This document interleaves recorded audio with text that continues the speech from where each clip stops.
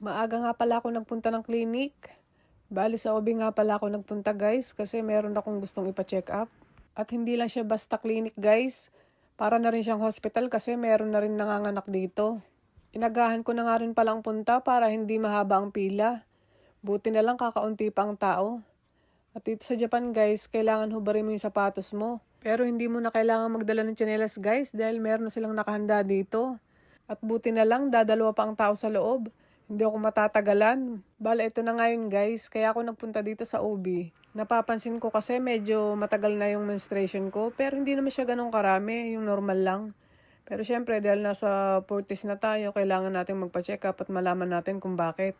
At dito nga pala guys, kukunan ako ng dugo, titignan nila kung nag-a-anemic ba ako kasi syempre, 'di ba, medyo mahaba na yung tinakbo ng menstruation natin. Kaya halimbawa, pag tumagal na ng almost 1 week ang menstruation nyo, magpa-check up kagad kayo sa OB guys para malaman nyo. Tsaka may binibigay silang pills guys para pampatigil ng dugo. At syempre guys, yung number 1 procedure nila, kailangan nilang masilip yung loob para malaman nila kung anong problema. Pero namang oras na yan, hindi ako nagpatingin guys kasi medyo nanghihina pa ako. At yan, lumabas na yung result. Okay naman siya, hindi naman ako anemic. Bali, may schedule ulit ako next month. Yun lang guys, thank you for watching.